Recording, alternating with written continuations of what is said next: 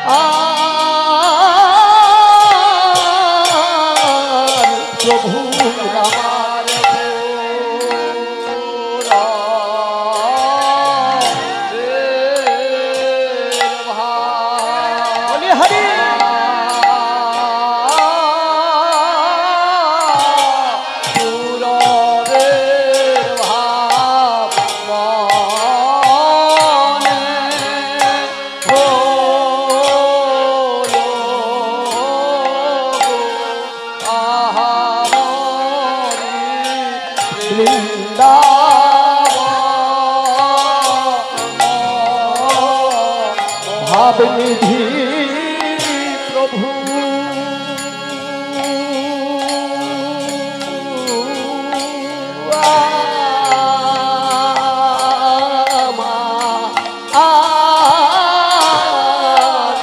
প্রভু আমার পুরা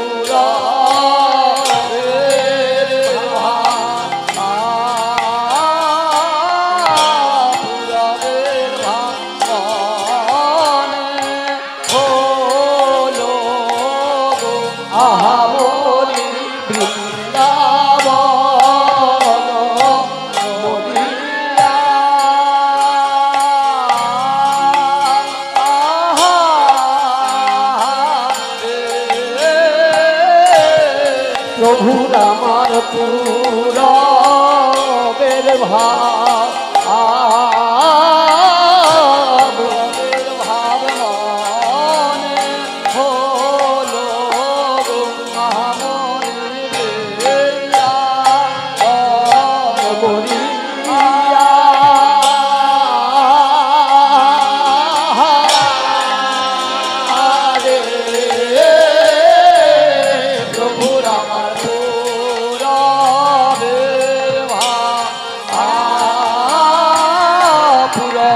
ভাব মনে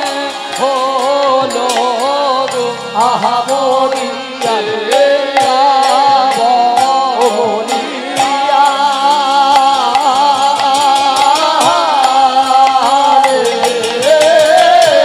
প্রভুর আমার পুরবের ভাব মনে হলো গো আহা বলিয়া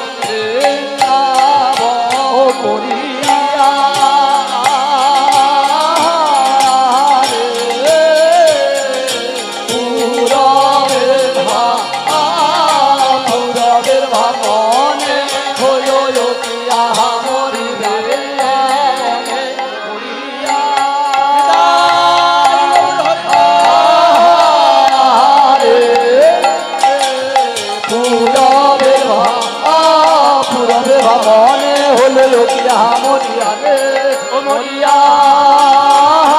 রে পুরবের ভাব মনে হলো লোকিয়া মরিয়া রে ও মরিয়া রে পুরবের ভাব মনে হলো লোকিয়া মরিয়া রে ও মরিয়া রে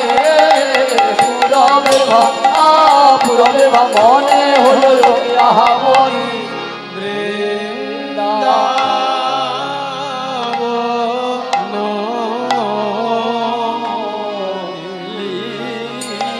আরে যমুনার ভাব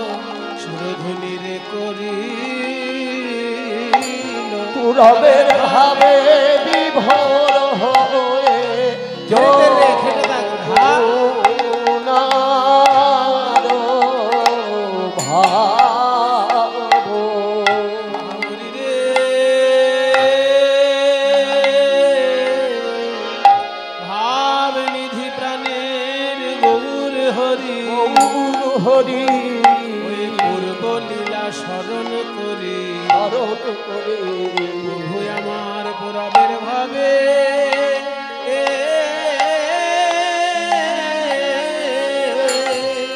পুরবের ভাবে বিভোর হলো মহাপ্রভু আমারে যাই যাই রে ভাবের বালাই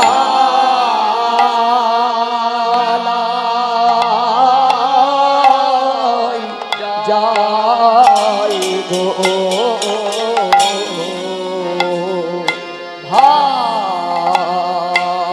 ভাবনিধি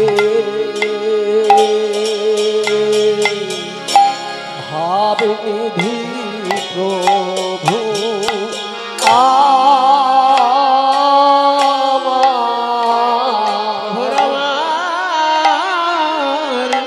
যাই রে ভাবের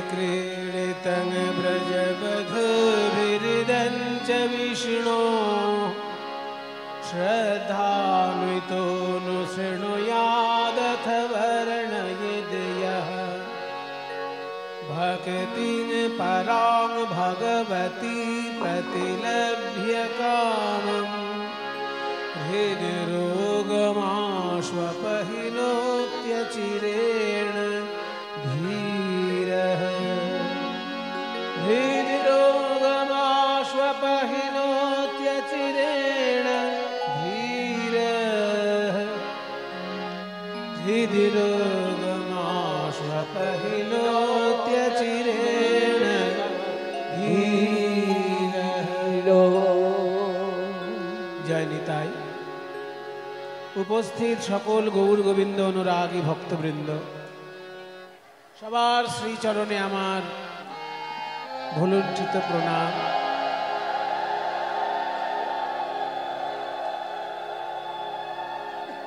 भुवन मंगल हरि संकीर्तनेर ध्वनि এই গ্রামে বেজে উঠেছে।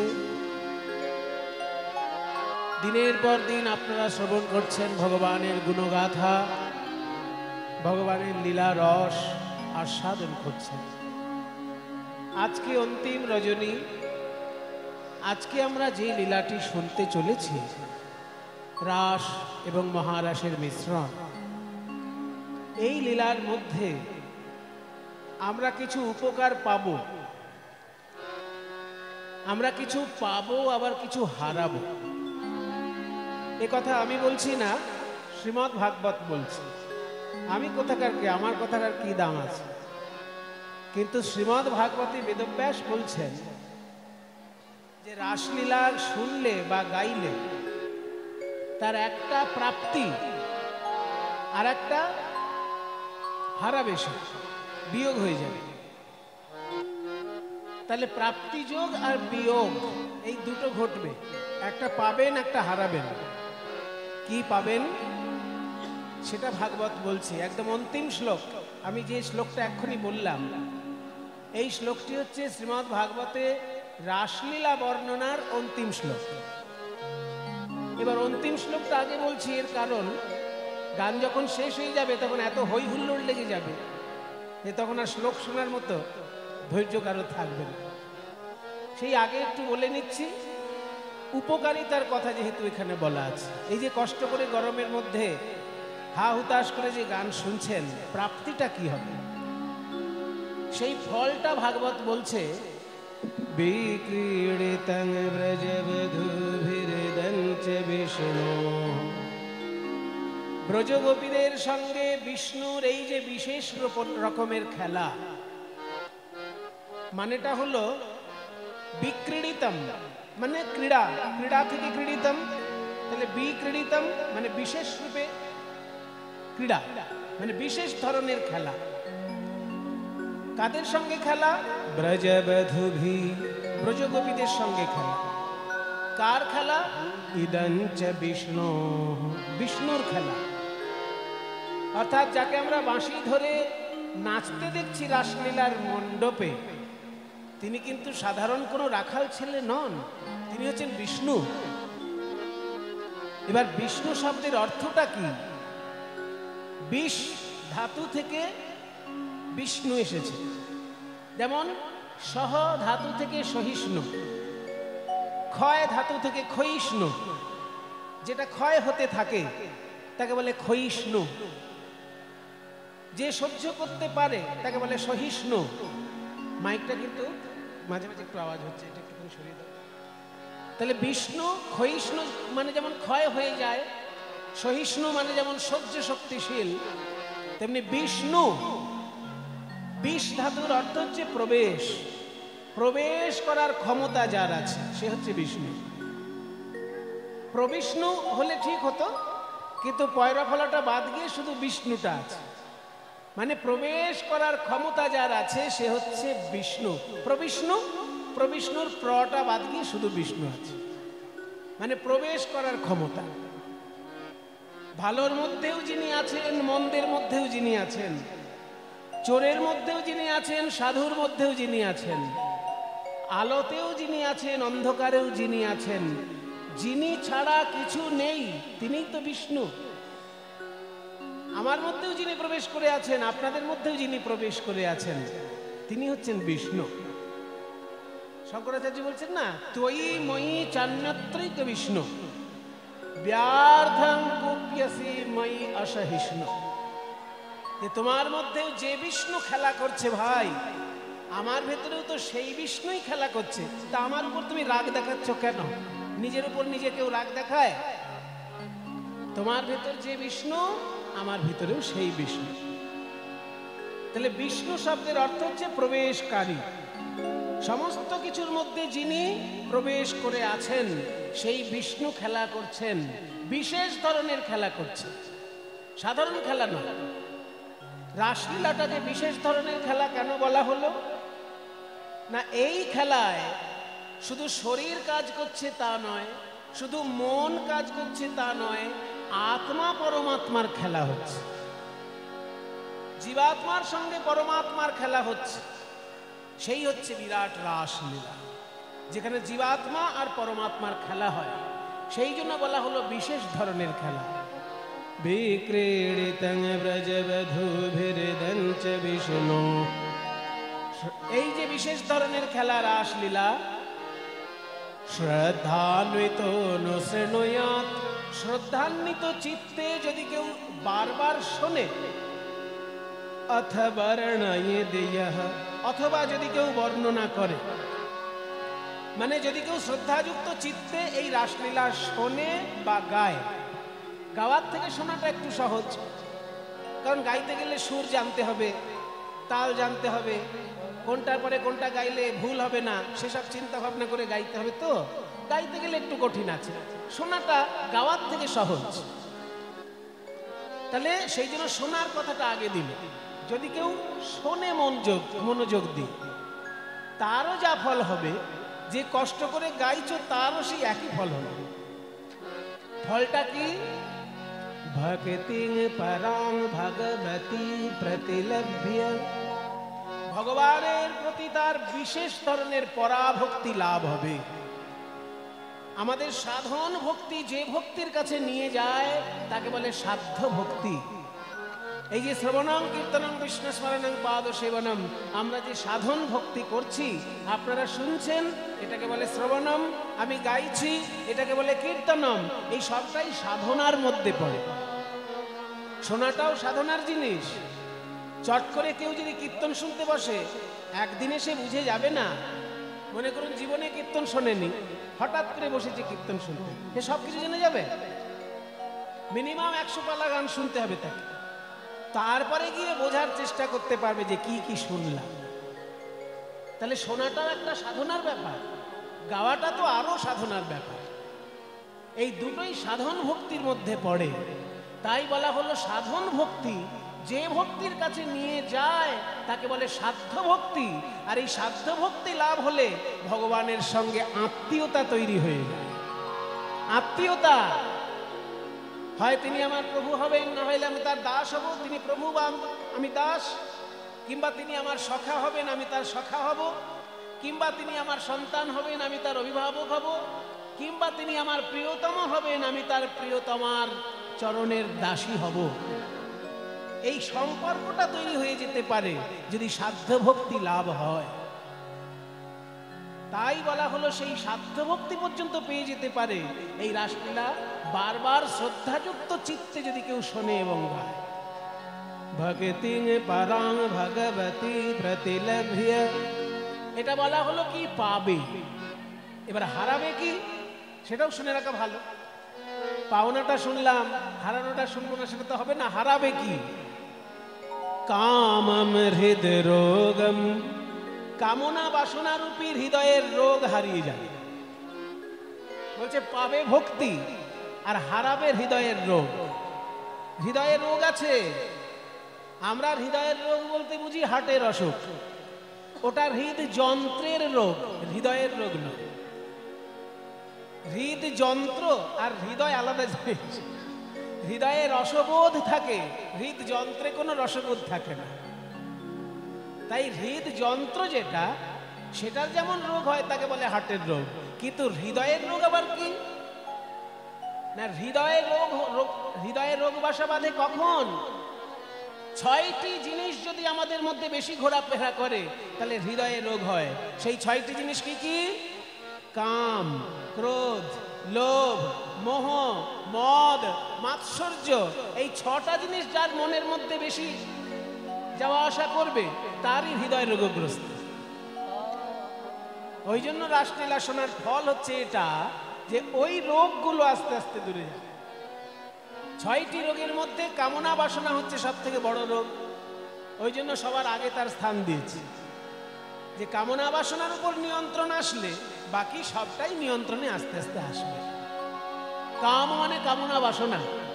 কাম মানে শুধু নারী পুরুষের মিলন নয়, ওটা কামনা বাসনার মধ্যেই পড়ে, তবে ওটা শুধুমাত্র কাম নয়। কাম শব্দের অর্থ হচ্ছে আমি যা কামনা করছি।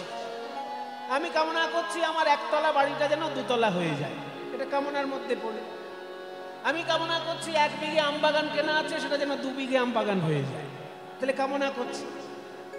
এই কামনা বাসনাটাও কিন্তু হৃদয়ের রোগের মধ্যে পড়ে। এই কামনা বাসনা রূপী হৃদয়ের রোগ তার অচিরেই নির্মূল হবে। আর কামনা বাসনার উপর নিয়ন্ত্রণ আসলে বাকি সমস্ত কিছুর উপর নিয়ন্ত্রণ এসে যায়। কামম হৃদরোগম আশু অপহীনতি, অতি শীঘ্রই সে দূরীভূত করতে পারবে হৃদয়ের রোগকে। অচিরেণ, অচিরেণ মানে অতি শীঘ্র। ধীর, ধীর মানে, ধীর মানে আস্তে, ওটা চলতি বাংলা। ধীরে কথা বলো মানে আস্তে কথা বলো, কিন্তু ধীর শব্দের অর্থ আস্তে নয়। ধয় দীর্ঘির ধীর, এই ধীর মানে হচ্ছে বুদ্ধিমান। কারণ ধী শব্দের অর্থই হচ্ছে বুদ্ধি। ধী শক্তি বলে না, ধী শক্তি বাড়াতে হবে, অর্থাৎ বুদ্ধি শক্তিটা বাড়াতে। তাহলে ধী মানে বুদ্ধি, আর ধীর মানে বুদ্ধি আছে যার, অর্থাৎ ধীর শব্দের অর্থ হচ্ছে বুদ্ধিমান। বুদ্ধিমান ব্যক্তি যদি শ্রদ্ধাযুক্ত চিত্তে এই রাসলীলা বারবার শোনে বা বারবার গায়, সে পাবে গোবিন্দ চরণে পরাভক্তি আর হারাবে কামনা বাসনা রূপী হৃদয়ের দুরারোগ্য ব্যাধি। তাহলে আপনারা কোনটা নেবেন? যেটা পাবেন সেটা, না যেটা হারাবেন সেটা? বলে বাবা দুটো হলেই তো ভালো, কারণ রোগ যদি হারায় সেটা তো ভালোই। রোগ তো সবসময়, কিছু কিছু রোগ আছে মায়েরা খুব জনপ্রিয় রোগ, রোগও কিন্তু জনপ্রিয় আছে। কিরকম? এই যেমন ধরুন কারোর মাথায় যদি উকুন হয়, তাহলে বারবার মাথা চুলকাবে, সেটাতেই তার আনন্দ। চট করে উকুনের ওষুধ দিচ্ছে না, কারণ চুলকালে আনন্দ লাগছে। ঠিক তেমনি কারোর যদি গায়ে চুলকানি হয়, দেখবেন চুলকাতে বেশ মজা লাগছে, চুলকে চুলকে একবারে রক্ত বেরিয়ে যাচ্ছে, তবু খুব মজা লাগছে। চুলকানির ওষুধটা খাচ্ছে না, কারণ মজা লাগছে চুলকানি। তাহলে চুলকানি যেমন একটা রোগ হলেও সেটা ভালো লাগে, মাথায় যদি উকুন থাকে, খুশকি থাকে, চুলকালে যেমন ভালো লাগে, তেমনি কামনা বাসনা একটা রোগ, অথচ আমাদের ভালো লাগে। মুনি ঋষির কাছে কামনা বাসনা হচ্ছে রোগ, কিন্তু আমার কাছে তো সেটা প্রিয় জিনিস। আমি চাইবো না আমার একতলা বাড়িটা দুতলা হোক, আমি চাইবো না আমার 1 বিঘে আম বাগান 2 বিঘে হোক, আমি চাইবো না আমার ছেলের যেন চাকরি হয়, আমার মেয়ের যেন ভালো জায়গায় বিয়ে হয়, চাইবই তো। কিন্তু মুনি ঋষি বলছে বুঝতে পারছো না, ওটা তোমাদের ভালো লাগছে বটে, কিন্তু ওটা আসলে একটা রোগ। ওই রোগটার নাম কামনা বাসনা রূপী হৃদয়ের দুরারোগ্য ব্যাধি। এই ব্যাধি থেকে যদি কেউ মুক্ত হতে পারে, তাহলে বাকি ব্যাধিগুলোও দূর হয়ে যাবে। বাকি ব্যাধিগুলো কি? ওই যে কামের পরে যেগুলো আছে, ক্রোধ, কাম, ক্রোধ, লোভ, মোহ, মদ, মাৎসর্য, বাকিগুলোও দূর হবে। কারণ প্রথমটাই একটু জ্বালাতন বেশি, ওই জন্য ওটা দূর হলে বাকিটা সব। তাই আমরা শুনলাম কি পাবো আর কি হারাবো, এটা খুব গুরুত্বপূর্ণ ব্যাপার। কারণ যে লীলা শুনবো তার ফলটা আমাদের উপর কি হবে, কি জন্য আমরা কষ্ট করে এই সারা রাত্রি ধরে গরমের মধ্যে বসে থাকবো না। আমরা পাবো এমন একটা ভক্তি, যে ভক্তি সাধনার দ্বারা হয় না, সাধন ভক্তি সেই ভক্তি পাইয়ে দেয়, অথচ আমরা সরাসরি পাবো সেই ভক্তি। আর 2, আমাদের হৃদয়ে যে রোগ আছে, কামনা বাসনারূপী রোগ, সেই রোগ দূর হয়ে যাবে। তো সেই রাসলীলা আজকে আস্বাদন করবেন গৌরাঙ্গ মহাপ্রভু। বৃন্দাবনের লীলা চিন্তা করছেন, ভাবছেন আমি তো রাসলীলা করেছিলাম, এই তো সেই নবদ্বীপকে দেখেই বৃন্দাবন ভাবছেন, কিন্তু যে যমুনার তীরে রাসলীলা করেছিলাম সেই যমুনা কই? দেখতে দেখতে যেই গঙ্গার তীরে গিয়েছেন, ওই সুরধুনী গঙ্গার জল দেখে ভাবছেন প্রভু এই তো আমার সেই যমুনা। যমুনার ভাব সুরধুনী রে করিল, বল বল যমুনা, ও যমুনা, কি তুমি সে যমুনা প্রবাহিনী। বলো বলো যমুনা, এই কি তুমি সেই যমুনা প্রবাহিনী। বলো বলো যমুনা, এই কি তুমি সেই যমুনা প্রবাহিনী। যার বিমল তটে যা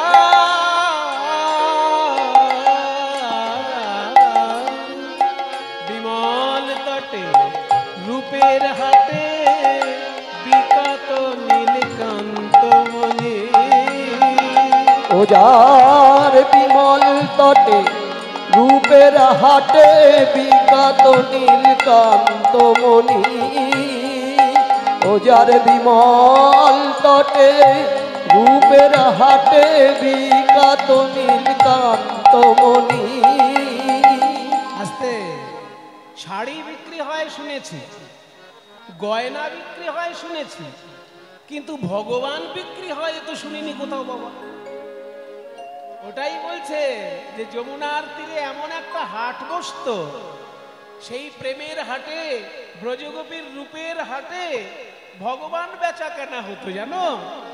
ব্রজগোপীগণ ভগবান বিক্রি করছেন, আর যাদের অনুরাগ রূপী ভক্তি আছে তারা কিনে নিতে পারছে। ভগবান কেনা বেচা হয় বৃন্দাবনে যমুনার তীরে। তুমি কি সেই যমুনা? তবে ওখানে কেনা বেচা করতে পয়সা লাগে না, অনুরাগ লাগে। যার বিমল তটে রূপের হাটে বিকাত নীলকান্ত মনি। ও যার রূপের হাটে বিমল তটে বিকাত নীলকান্ত মনি।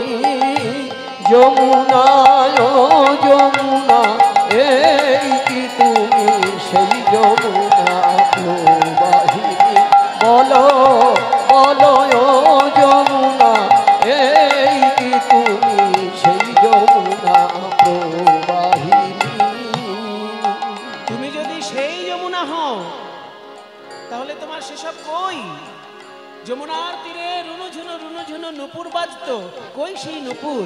না শুনি নপুর ধ্বনি, না শুনি কে কিনি, না শুনি নপুর ধ্বনি, না শুনি কিঙ্কিনি। না শুনি নপুর ধ্বনি, না শুনি কিনি, না শুনি নপুর ধ্বনি, না শুনি কিঙ্কিনি। মধুর হাসি, মধুর হাসি, মধুর হাসি, মধুর বাঁশি,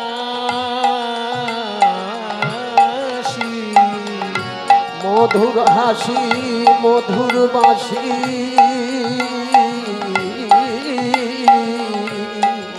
মধুর হাসি, মধুর বাঁশি, মধুর হাসি, মধুর বাঁশি, মধুর হাসি, মধুর বাঁশি।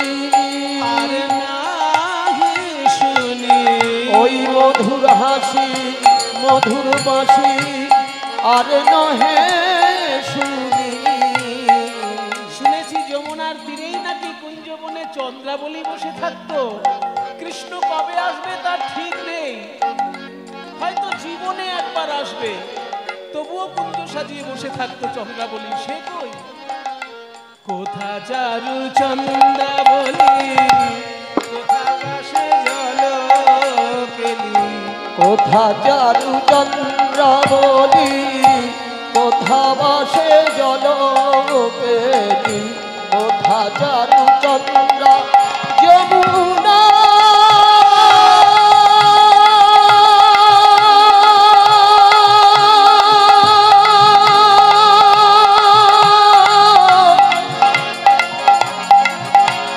যমুনা, যমুনা,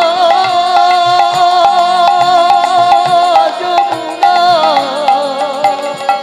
যমুনা, যমুনা, কোথা চারু চন্দ্রাবলী, কোথা বাসে জলকেলি, রাস বিহারী বংশীধারী, রাস বিহারী বংশীধারী, রাস বিহারী বংশীধারী, রাস বিহারী বংশীধারী।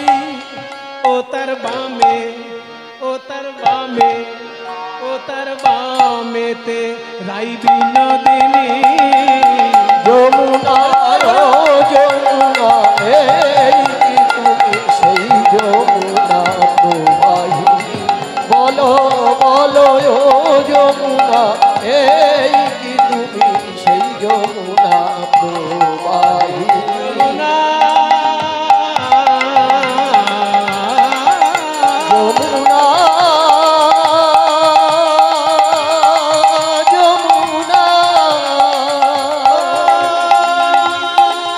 যমুনা,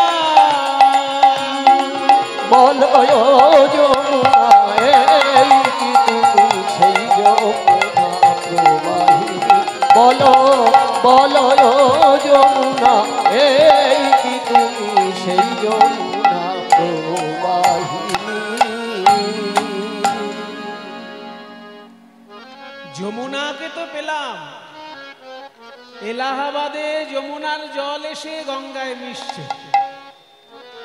যমুনার যত জল বৃন্দাবন থেকে আসছে, এলাহাবাদে এসে মিশে যাচ্ছে গঙ্গার সঙ্গে, প্রয়াগরাজ তীর্থে মিশে যাচ্ছে। তাহলে গঙ্গার মধ্যেই যেহেতু যমুনার জল মিশে আছে, গঙ্গাই তো যমুনা।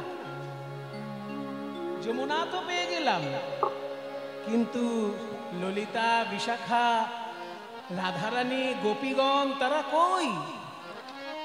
ফুলের বাগান কই? ফুল্ল মল্লিকা মালথি জুথি মত্ত মধুকর ভৌরণী, মত্ত মধুকর বিভোর হয়েছিল যে ফুলের উপরে, সেই ফুল কই? চিন্তা করতে করতে মহাপ্রভু যেই গঙ্গার ধারে ধারে ফুলের বাগান দেখলেন, এই তো আমার সেই ফুলের বাগান। ফুল বন দেখে ওই ফুল বন দেখি, ফুল বন দেখি বৃন্দাবনের বৃন্দাবনের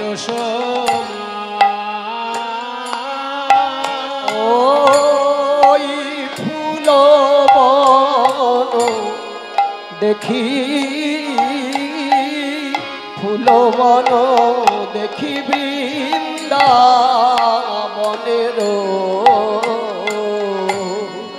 বৃন্দাবনের সমা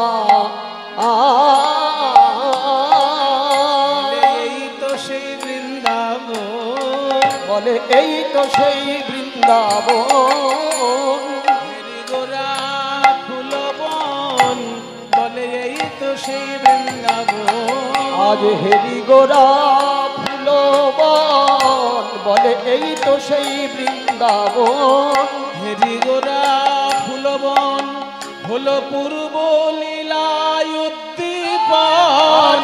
হেরি গোরা ফুলবন পূর্ব লীলায় উদ্দীপন। আজ হেরি গোরা ফুলবন পূর্ব লীলায় উদ্দীপন। আজ হেরি গোরা ফুলবন পূর্ব লীলায় উদ্দীপন। আজ হেরি গোরা ফুলবন পূর্ব লীলায় উদ্দীপন। আজ হেরি গোরা ফুলবন পূর্ব লীলায় উদ্দীপন। আজ হেরি গোরা ফুলবন পূর্ব লীলায় উদ্দীপন। আজ হেরি গোরা ফুলবন, বলে এই তো সেই বৃন্দাবন। এবার সহচর গণব্রজ, ওই সহচর গণব্রজ, সহচর গণব্রজ গোপী, ব্রজ গোপী অনুমান রে। ওই সহচর একই ভাব রে।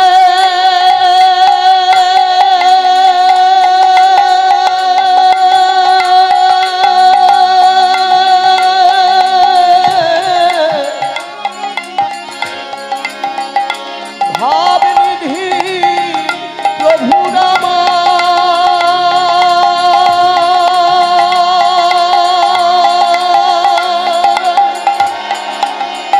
একই ভাব রে।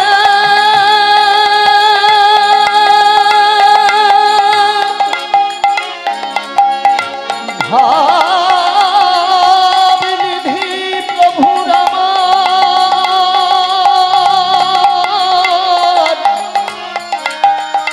আজ পুরবের ভাবে বিভোর হল।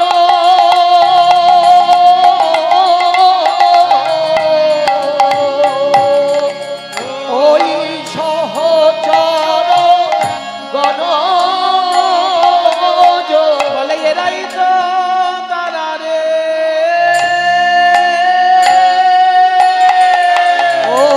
ওই সহচর গণব্রজ, বলে এরাই তো তারা রে। বৃন্দাবনে ছিল যারা, বলে এরাই তো তারা রে। বৃন্দাবনে ছিল যারা, মধুর নবদ্বীপে এলো তারা। ওই বৃন্দাবনে ছিল যারা, নবদ্বীপে এলো তারা। ওই বৃন্দাবনে ছিল যারা, নবদ্বীপে এলো তারা। বৃন্দাবনে ছিল যারা, নবদ্বীপে এলো তারা। ওই বৃন্দাবনে ছিল যারা, নবদ্বীপে এলো তারা। বৃন্দাবনে ছিল যারা, নবদ্বীপে এলো তারা। বৃন্দাবনে ছিল যারা, নবদ্বীপে এলো তারা। বলে এরাই তো তারা রে। ওই সহচর গণব্রজ সহচর গণব্রজ গোপী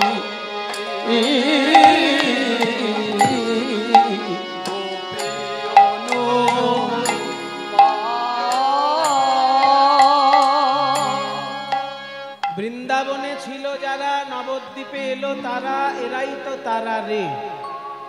কথাটা শুনলাম বটে, কিন্তু বিশ্বাস হলো না। কারণ বৃন্দাবনে যারা শ্রীকৃষ্ণের সঙ্গে নেচেছিলেন তারা সবাই নারী, আর মহাপ্রভুর সঙ্গে নবদ্বীপে যারা নাচছেন তারা সবাই পুরুষ, একটাও নারী নেই।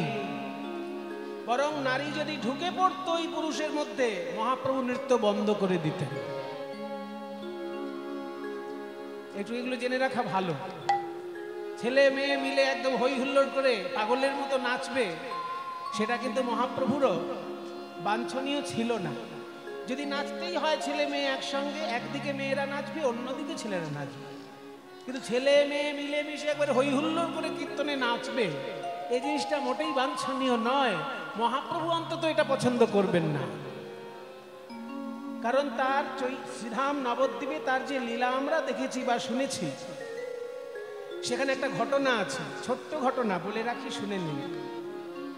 একবার মহাপ্রভু শ্রীবাস অঙ্গনে কীর্তন করছেন, কিন্তু কিছুতেই ভাব আসছে না, কোনো মতেই ভাব উদয় হচ্ছে না কীর্তন। তখন সবাই বলছে, কেন আজকে ভাব হচ্ছে না?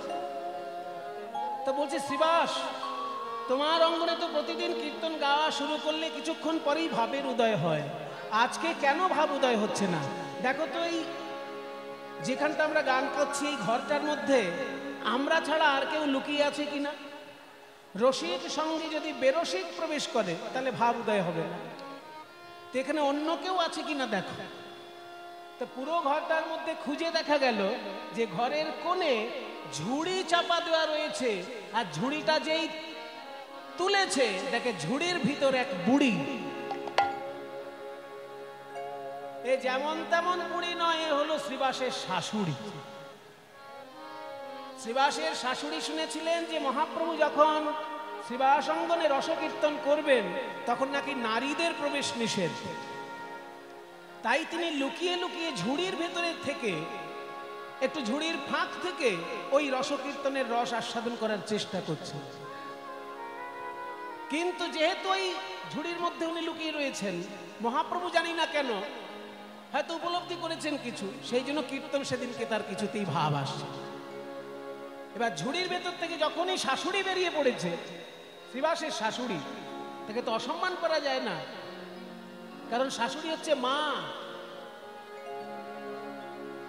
শাশুড়ি হচ্ছে মা, যিনি কন্যাদান করেন তিনি গর্ভদায়িনী মায়ের মতনই মাননীয়া। সেই জন্য জন্মদায়িনী মা আর কন্যাদায়িনী মা অর্থাৎ শাশুড়ি, শিক্ষাদায়িনী মা, যিনি মাস্টার মশাই শিক্ষা দিচ্ছেন, সেই মাস্টার মশাইয়ের স্ত্রী ও মায়ের সমতুল্য। ব্রাহ্মণ পত্নী মা, গরু মা, ধরিত্রী মা, এগুলো সব মায়ের মধ্যে পড়ে। তাই শাশুড়িকে হাত জোড় করে শ্রীবাস বলছে, দেখুন মা, আপনি যে এখানে ঝুড়ি চাপা ছিলেন, লুকিয়ে লুকিয়ে নিমাই পণ্ডিতের ভাব দেখছিলেন, অন্য কেউ হলে আমি ঘাড় ধাক্কা দিয়ে বার করে দিতাম, কিন্তু আপনি আমার মা, সেই জন্য চরণে ধরে বিনয় করছি, আপনি এক্ষুনি এই ঘর ছেড়ে বাইরে যান। আপনি না গেলে আমার মহাপ্রভুর কীর্তনে ভাব উদয় হচ্ছে না। কেন করলেন এটা? শাশুড়ি তো মাতৃস্থানীয়, সে থাকলেই বা কি হতো? এখানে উত্তর হলো এই, আজকে শাশুড়ি আছে, কালকে যদি শাশুড়ির পাশে তার শালি বসে গান শুনে, আস্তে আস্তে ওই একটা সুযোগ দিলেই বাকি সুযোগ নিয়ে যত খুশি অন্যায় অবিচার শুরু হয়ে যায়। সেই জন্য সুযোগটাই দেওয়া চলবে না। আজকে না হয় শাশুড়ি, কিন্তু শাশুড়িকে যদি ছেড়ে দিলেন, দুদিন পরে তো শাশুড়ির পাশে শালিও এসে বসবে, তারপরে শালির যিনি বৌদি আছেন তাকে হয়তো ডেকে এনে বসবে, নানান রকম শুরু হয়ে যায়। সেই জন্য মহাপ্রভু যখন রসকীর্তন আস্বাদন করতেন, সেখানে পুরুষদের নৃত্য হতো, তার মধ্যে নারীর কিন্তু প্রবেশ অধিকার ছিল না। নারী নাচতে পারে অন্য জায়গায়, যেখানে পুরুষরা নাচছে তার মধ্যে ধাক্কাধাক্কি করে নাচ নয়, অন্য জায়গায় নাচ। তাহলে মহাপ্রভুর সঙ্গে যারা নাচছে সবাই পুরুষ, আর শ্রীকৃষ্ণের সঙ্গে যারা নাচছে সবাই নারী। তাহলে কি করে বলা হলো বৃন্দাবনে ছিল যারা নবদ্বীপে এলো তারা? এরাই তো তারা রে। তখন পদকর্তা বলছেন বৃন্দাবনে যারা ছিল তারাই নবদ্বীপে পুরুষ রূপ ধারণ করে এসেছে। কেন পুরুষ রূপ ধারণ করেছে জানো? ওই বৃন্দাবনের গোপী যারা, তাদের মনে মনে বড় ব্যথা ছিল। আমরা নারী কুলে জন্ম নিয়েছি, তাই যখন খুশি ঘর হতে বেরোতে পারি না। নারী না করিত বিধি, এই গোপীগণ কেঁদে কেঁদে বলেছিলেন হে গোবিন্দ, ও হে নাগর বর, শুনো হে মুরলী ধর, নিবেদন করি রাঙা পা, নিবেদন করি রাঙা পা, তোমার চরণ নখর মনি যেন চাঁদের গাঁথনি, ভালো শোভে দাসীর গলায়। তুমি মনি নও মানিক নও, হিয়ার মাঝারের ফুল নও, বাঁধিয়া রাখি কেশে। আমাদের নারী না করিত বিধি, তুয়া হেন গুণ নিধি, লইয়া ফিরিতাম দেশে, লইয়া ফিরিতাম দেশে দেশে। তুমি যদি মণিমাণিক্য হতে শ্যামসুন্দর, তাহলে হারে যেমন পদক করে ঝুলিয়ে রাখি আমরা, তোমাকে পদক তৈরি করে হারে ঝুলিয়ে রাখতাম। বুকের মাঝখানে একটা নীল পাথর হয়ে তুমি থাকতে। কিন্তু তুমি তো পাথর নাও যে তোমাকে পদক করব, তুমি তো ফুল নাও যে মাথায় তোমাকে গুজে রাখবো। আর আমাদেরকে যদি বিধাতার নারী না করে পুরুষ করত, যখন খুশি যেখানে খুশি তোমার সঙ্গে চলে যেতে পারতাম, সমাজে কোনো কথা উঠতো না। এই যে ব্রজগোপীদের মনে দুঃখ ছিল, সেই দুঃখটা কলিযুগে দূর হয়ে গেল। যোগ মায়া যোগেশ্বরী সেই বৃন্দাবনের গোপীদেরকে পুরুষ দেহ দিয়ে কলিযুগে পাঠালেন। মহাপ্রভু হচ্ছেন কৃষ্ণচন্দ্র, আর তার পার্ষদগণ হচ্ছেন সেই গোপী, অথচ পুরুষ রূপ ধারণ করে এসেছেন এই কলিযুগে। এই যে রূপ গোস্বামী, সনাতন গোস্বামী, এরা সবাই বৃন্দাবনের গোপী, কিন্তু আজকে তারা পুরুষ রূপে মহাপ্রভুর সঙ্গে নৃত্য করছে। তাই বৃন্দাবনের গোপী কিনা যদি জানতে হয়, তাহলে ওনাদের শরীরটা দেখো না, ওনাদের নয়ন পানে চেয়ে দেখো। বলি এরাই তো তারা রে, এরাই তো তারা রে। নয়ন ধারায় পড়লো ধরা, এরাই তো তারা রে। এরা নয়ন ধারায় পড়লো ধরা, এরাই তো তারা রে। এরা যদি বৃন্দাবনের গোপী নাইবা হবে, বৃন্দাবনের গোপী নাইবা হবে, তবে কৃষ্ণ বলতে গেলেই এনাদের নয়ন ধারা বইবে কেন গো? কৃষ্ণ বলতে এদের নয়ন ধারা বইবে কেন? এরাই তো তারা রে, বলি এরাই তো তারা রে। নয়ন ধারায় পড়ল ধরা, এদের কৃষ্ণ বলতেই বহে বহে ধারা, নয়ন ধারায় পড়লো ধরা, কৃষ্ণ বলতে বহে ধারা। এরা নয়ন ধারায় পড়লো ধরা, কৃষ্ণ বলতে বহে ধারা। এরা নয়ন ধারায় পড়লো ধরা, কৃষ্ণ বলতে বহে। এরা নয়ন ধারায় পড়লো ধরা, কৃষ্ণ বলতে বহে। এরা নয়ন ধারায় পড়লো ধরা, কৃষ্ণ বলতে বহে ধারা। এরা নয়ন ধারায় পড়লো ধরা, বলে এরাই তো তারা রে। বৃন্দাবনের গোপীগণ কলিযুগে মহাপ্রভুর পার্ষদ হয়ে নৃত্য করছেন, কিন্তু একটা মজার ব্যাপার ঘটে গেল এর মধ্যে। মজার একটা ব্যাপার, এই যে কীর্তনের দলে দেখবেন নানান বয়সের লোক থাকে, অল্প বয়সের ছেলেও থাকে, বেশি বয়সের বুড়োও থাকে। এই যে আমাদের দলে যেমন খোল বাজাচ্ছে অল্প বয়সের ছেলে, রাজদীপ কত বয়স? আচ্ছা, ছোট ছেলে 35 বছর বয়স, তোমার 40 বছর, আপনার উনি আবার 70-এর উপরে, তাহলে 35 বছর আর 70 বছর ডবল হয়ে গেল। তাহলে কীর্তনের দলে নাচার সময় বেশি নাচার কথা কার? 35 না 70? 35-এর বেশি নাচার কথা তো, কিন্তু উনি বেশি নাচছেন কি না? 70 যা সে বেশি নাচছে না। মহাপ্রভুর দলেও কিন্তু তাই হয়েছে। মহাপ্রভুর দলে নানান বয়সের ভক্ত, কিন্তু সব থেকে বয়স বেশি যার, আজকে সব থেকে বেশি নাচছেন তিনি। তার নাম কি? অদ্বৈত নাচে রে, অদ্বৈত নাচে রে, অদ্বৈত নাচে রে, অদ্বৈত নাচে রে, অদ্বৈত নাচে রে, ওই নাচে রে নাচে রে আমার অদ্বৈত নাচে রে, নাচে রে নাচে রে আমার অদ্বৈত নাচে রে, ওই নাচে রে নাচে রে আমার অদ্বৈত নাচে রে, নাচে রে নাচে রে আমার অদ্বৈত নাচে রে।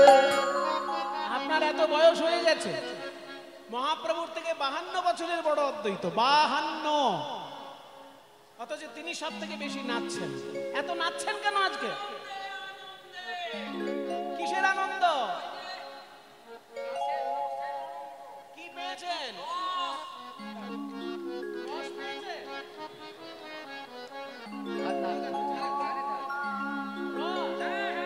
কি রস? রাসের রস।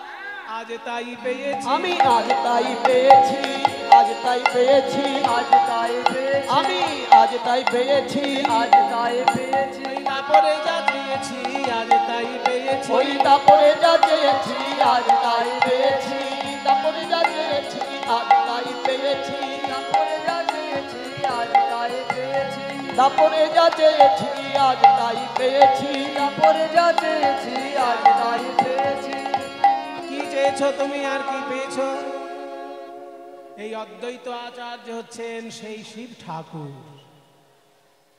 রাস মঞ্চে যখন শিব ঠাকুর প্রবেশ করতে পারছিলেন না, তখন তিনি গোপী সেজে একটা ওড়না ঢাকা দিয়ে, গোপী ভাব পাওয়া তো কঠিন, তাই গোপী সাজ গ্রহণ করে শিব ঠাকুর প্রবেশ করেছেন। যেই একটা ওড়না ঢাকা দিয়ে রাসমঞ্চে প্রবেশ করেছেন শিব ঠাকুর, অমনি রাস চক্র বন্ধ হয়ে গেল। কেন আমার এই রাস চক্র বন্ধ হয়ে গেল? নিশ্চয়ই গোপী ভাব ছাড়া অন্য কোনো ভাবের প্রবেশ ঘটেছে। দেখা যাক, আমি পরীক্ষা করে দেখবো গোপী ছাড়া কাউকে এখানে থাকতে দেবো না। দেখি, তোমায় দেখি।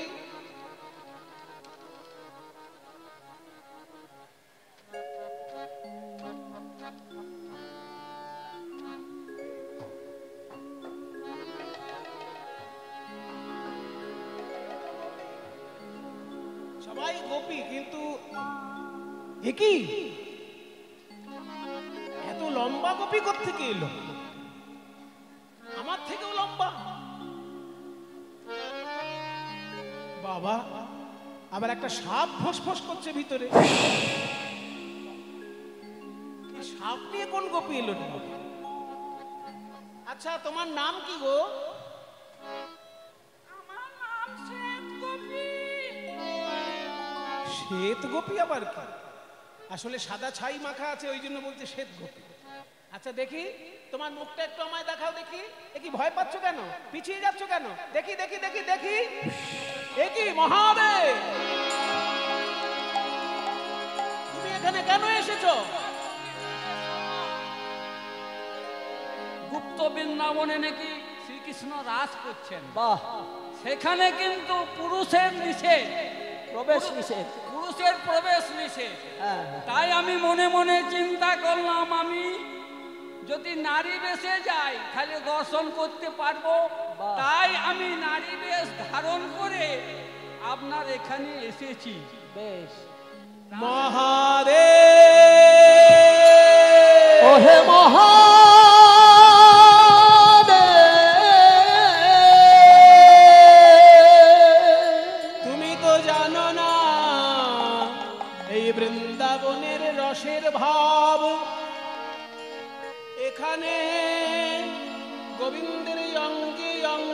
অনঙ্গ তরঙ্গ, প্রতি অঙ্গে প্রেম তরঙ্গ।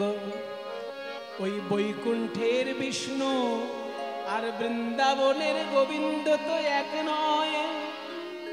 কারণ বৈকুণ্ঠের বিষ্ণু চক্রধারী, সেই বিষ্ণুই যদিও শ্রীকৃষ্ণ, কিন্তু শ্রীকৃষ্ণ হলেন বংশীধারী। তাই শোনো মহাদেব, গোপী হতে পারোনি বলে তুমি গোপীর সাজ গ্রহণ করেছ। তুমি যদিও দেবাদিদেব মহাদেব, কিন্তু তুমি অপরাধ করেছ। কারণ বৈষ্ণব ভাবনা অনুযায়ী আশ্রয় লইয়া ভজে, তারে কৃষ্ণ নাহি তেজে, আর সব মরে অকারণ। আর সব মনে অকারণ। বৈষ্ণব ভাব পেতে গেলে আশ্রয় গ্রহণটা সবার আগে দরকার। তুমি যদি কোনো বৃন্দাবনের গোপীর চরণে আশ্রয় করতে, তাহলে সে তোমাকে শিক্ষা দিয়ে দিত ব্রজভাব কেমন হয়। কিন্তু আশ্রয় না করে তুমি সরাসরি ব্রজগোপীর বেশ ধারণ করে এসেছো। তুমি তো সাধারণ মানুষের মতো ভুল করে ফেললে। সাধারণ মানুষ কি ভুল করে? গীতার পাতায় বলে দিয়েছেন ভগবান, অবজানন্তি মাং মূঢ়া মানুষিং তনুমাশ্রিতং পরং ভাবমজানন্ত মম ভূত মহেশ্বরম। আমার সত্যিকারের স্বরূপ জানতে না পেরে বোকা লোকেরা, ওই বোকা লোকেরা আমাকে নররূপে লীলা করতে দেখে অবজ্ঞা করে। তাই বোকা মানুষের মতো তুমি আমার নররূপের লীলাকে অবজ্ঞা করেছো বলে আগামী কলিযুগে তুমি নরকুলে জন্মগ্রহণ করো। ওহে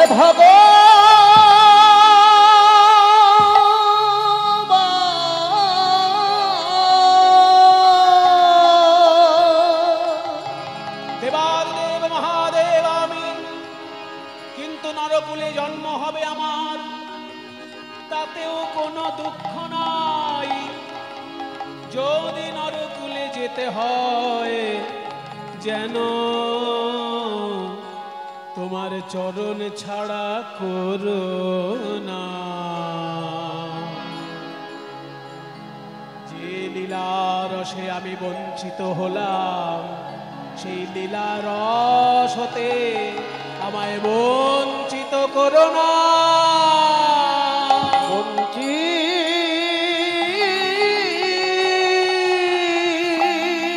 করো না।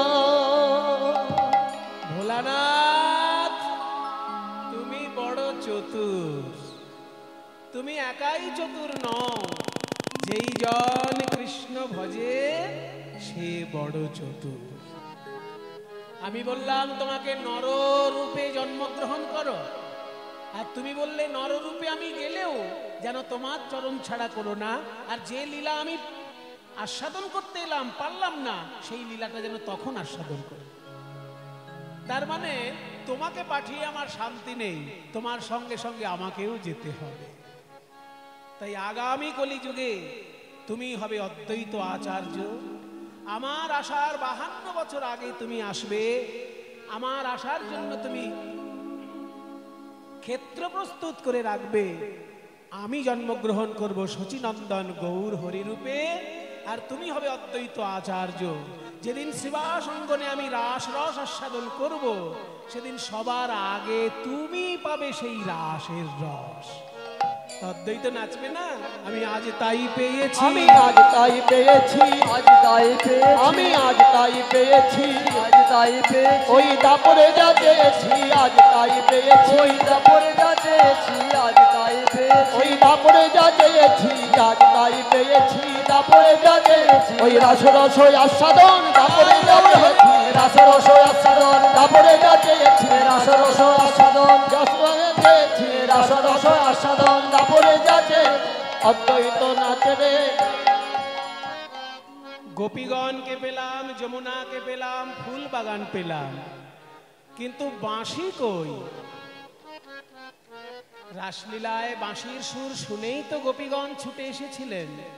আমার কলিযুগে বাঁশি কই? চিন্তা করতে করতে যে এই শ্রীখোলের উপর নয়ন পড়েছে প্রভু, ওই শ্রীখোল মৃদঙ্গ দর্শন করে প্রভু বলছেন এই তো আমার সেই বাঁশি, খোল করো তালো, ওই খোলো করো তালো, খোল করো তালো গোরা সুমেলো, সুমেলো করিয়া, ওই খোলো করো তালো, খোলো করো তালো গোরা সুমেলো, সুমেলো করিয়া। তার মাঝে নাচে, ওই তার মাঝে নাচে গোরা, তার মাঝে নাচে গোরা, ও তার মাঝে নাচে গোরা, তার মাঝে নাচে গোরা জয় জয় জয় দিয়া, জয় হোক জয় হোক, বলে জয় হোক জয় হোক, রাসেশ্বরী রাই কিশোরীর জয় হোক জয় হোক, ওই রাসেশ্বরী রাই কিশোরীর জয় হোক জয় এই হোক, রাসেশ্বরী রাই কিশোরী রাসবিহারী বংশীধারী, রাসেশ্বরী রাই কিশোরী রাসবিহারী বংশীধারী, রাসেশ্বরী রাই কিশোরী রাসবিহারী বংশীধারী, রাসেশ্বরী রাই কিশোরী রাসবিহারী বংশীধারী, রাসেশ্বরী রাই কিশোরী রাসবিহারী বংশীধারী, জয় হোক জয় হোক।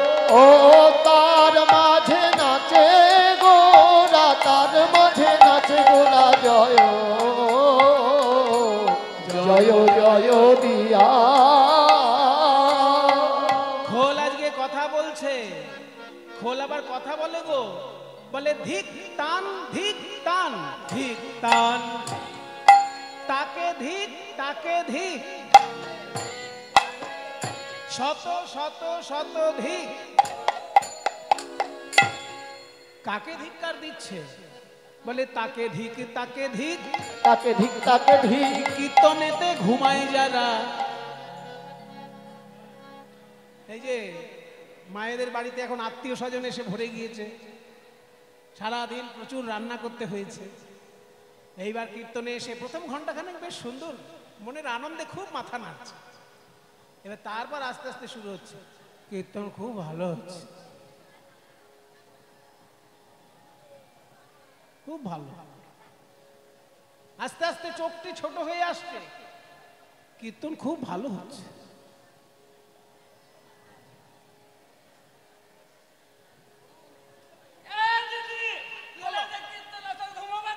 সারাদিন রান্না করেছি তখন তুমি সঙ্গে ছিলে,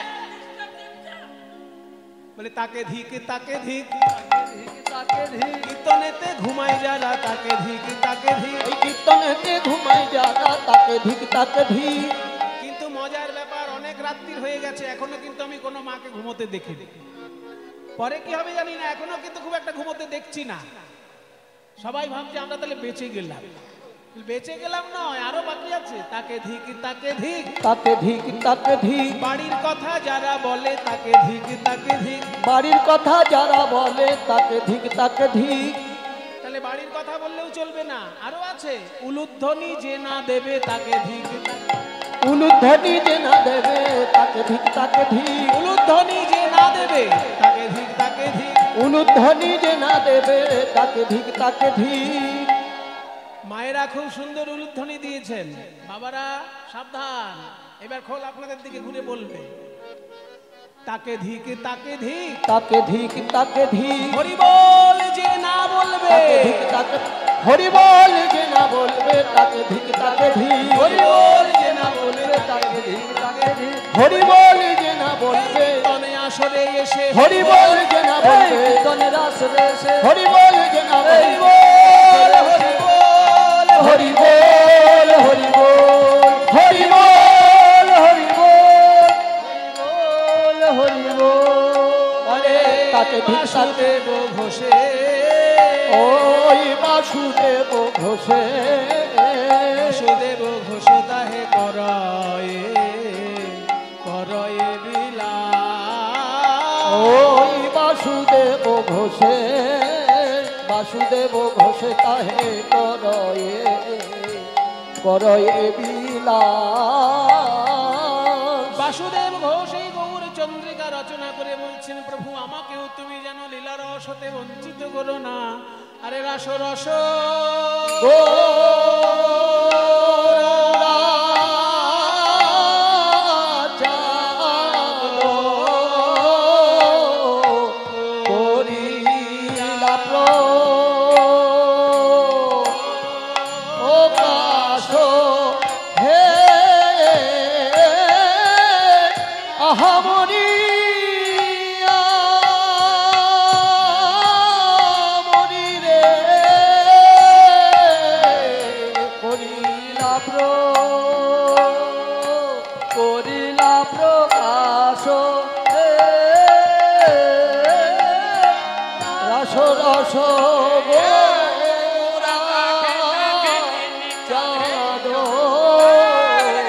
কাশরে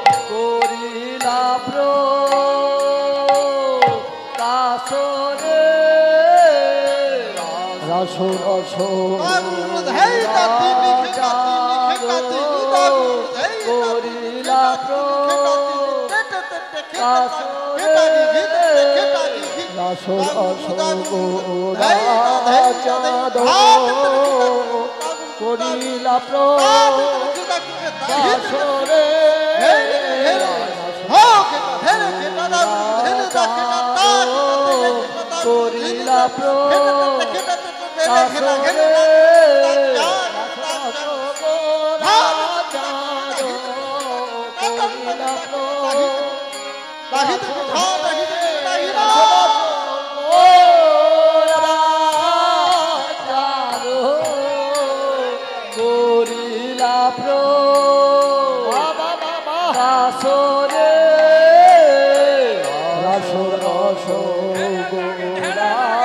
চাঁদ করিলা কাশরে রস গোরা চাঁদ করিলা কাশরে রস গোরা চাঁদ করিলা কাশরে রস গোরা চাঁদ করিলা কাশরে রস গোরা চাঁদ করিলা কাশরে